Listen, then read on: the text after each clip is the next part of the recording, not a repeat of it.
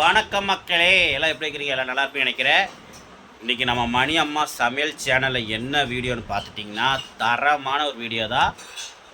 பார்த்தீங்கன்னா என்ன வீடியோன்னு சொல்லிடுறேன் பாருங்க.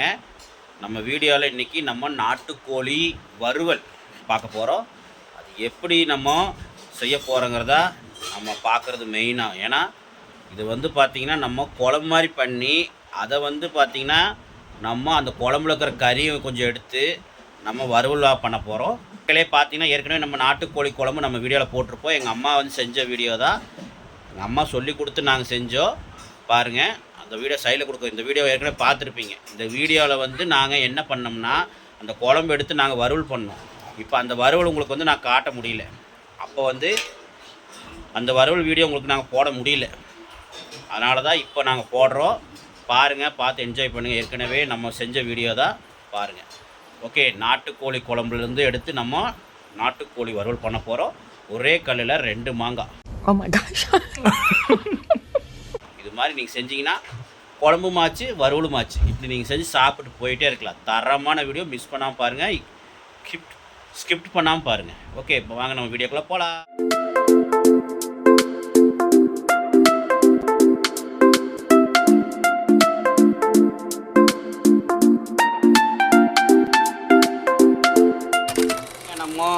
நாட்டுக்கோழி வறுவல் பண்ணலாம்.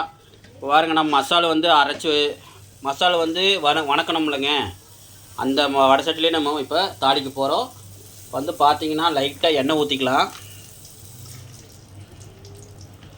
லைட்டாக வறுவலுக்காக எண்ணெய் ஊற்றியாச்சு. ஒரு 50 கிராம் எண்ணெய் ஊற்றிக்கிங்க. ஊற்றிட்டு இது நல்லா எண்ணெய் வந்து நல்லா வணங்கட்டும் மக்களே. இப்போ நல்லா எண்ணெய் காஞ்சிருச்சு. எண்ணெய் காஞ்சதுக்கப்புறம் பார்த்திங்கன்னா நம்ம கருவேப்பிலை போட்டுக்கலாம். ஒரு 2 கொத்து கருவேப்பிலை போட்டுக்கங்க. எனக்கு வறுவலுக்கு கருவேப்பிலை போட்டால் நல்லாயிருக்கும். அது கூட நம்ம பெரிய வெங்காயம் நீளமாக அரிஞ்சு வச்சுருக்கிறோம். ஒரு 2 பெரிய வெங்காயத்தையும் போட்டுக்கலாம். இந்த 2 பெரிய வெங்காயத்தை போட்டு நல்லா ஒரு வணக்கணும். பாருங்கள், சிம்பிளான ஒரு டிஷ்ஷு, நீங்களும் செய்யுங்க. ஓகே, இப்போ வந்து பார்த்திங்கன்னா நல்லா வணக்கிக்கலாம். இப்போ வந்து பார்த்திங்கன்னா நம்ம வணங்குறதுக்கு முன்னாடி நம்ம இஞ்சி பூண்டு கொஞ்சம் போட்டுக்கலாம். ஏன்னா நம்ம கறியில் வந்து இஞ்சி பூண்டு குழம்புல போட்டிருப்போம். நம்ம வெறும் கறி தான் எடுத்து போடுவோம். அதனால் இஞ்சி பூண்டு நல்லா வாசம் வராது. அதனால் ஒரே ஒரு ஸ்பூனு அளவுக்கு நம்ம இஞ்சி பூண்டு பேஸ்ட் போட்டுக்கலாம். அவ்வளோதான் மக்களே. இது நல்லா வணக்கிக்கலாம்.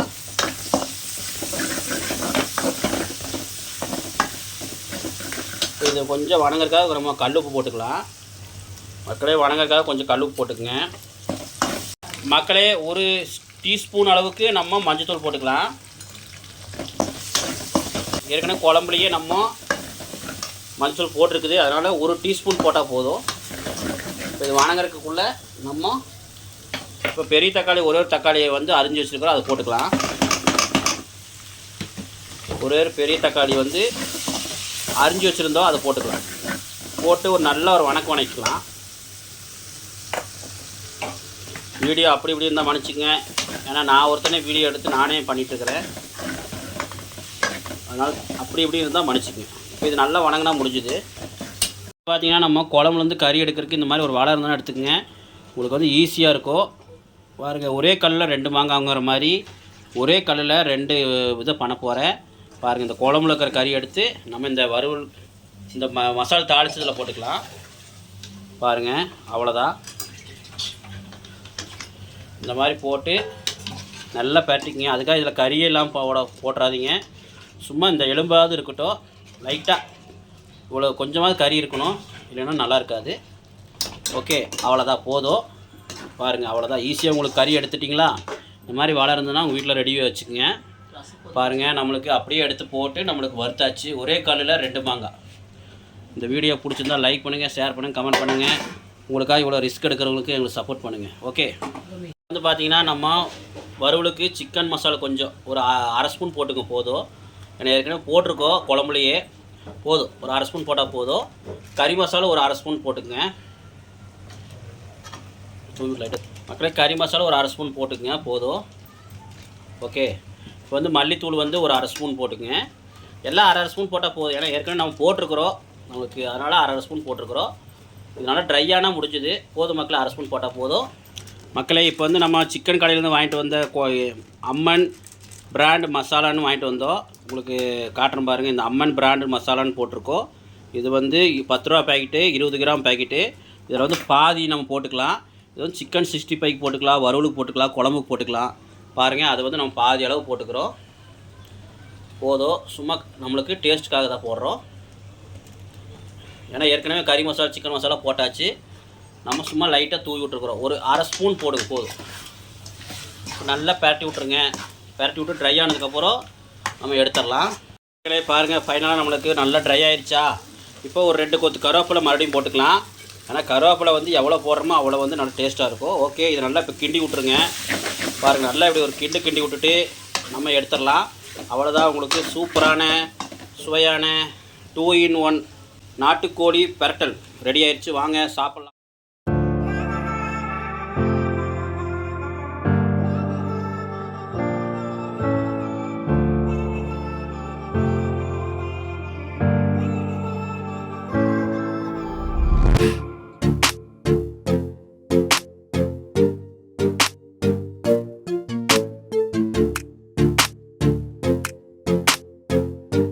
வாங்க நம்ம நாட்டுக்கோழி வறுவல் சாப்பிட்லாம்.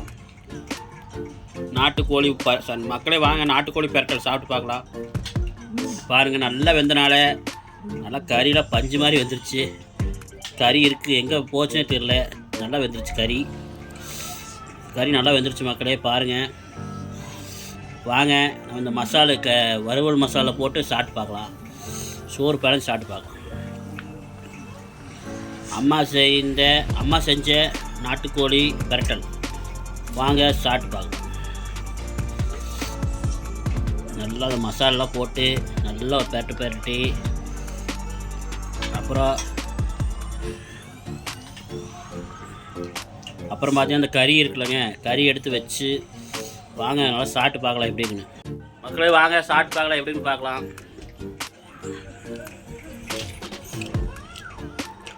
அருமையாக இருக்குது மக்களே. இந்த கடையில் வாங்கிட்டு வந்து மசாலா போட்டதுக்கு இன்னும் அல்டிமேட்டாக இருக்குது. மசாலோட அந்த கிரேவி தான் அல்டிமேட். இதே மாதிரி நீங்களும் செஞ்சு சாப்பிடுங்க. கமெண்டில் சொல்லுங்கள். எங்கள் அம்மா செஞ்ச சமையலை எப்படி இருக்குன்னு சொல்லுங்கள். வீடியோக்கு பிடிச்சிருந்தா லைக் பண்ணுங்கள், ஷேர் பண்ணுங்கள், கமெண்ட் பண்ணுங்கள், சப்ஸ்கிரைப் பண்ணுங்கள். ஓகே மக்களே, அம்மா சொன்னது கேட்டிருப்பீங்க. வீடியோவுக்கு சப்ஸ்கிரைப் பண்ணுங்கள், லைக் பண்ணுங்கள். ஓகே மக்களே, இது அம்மாவின் கைவண்ணத்தில் உருவான நாட்டுக்கோழி பெரட்டல் சாப்பிட்டு பார்த்து கமெண்ட் சொல்லுங்கள். ஓகே, பாய்.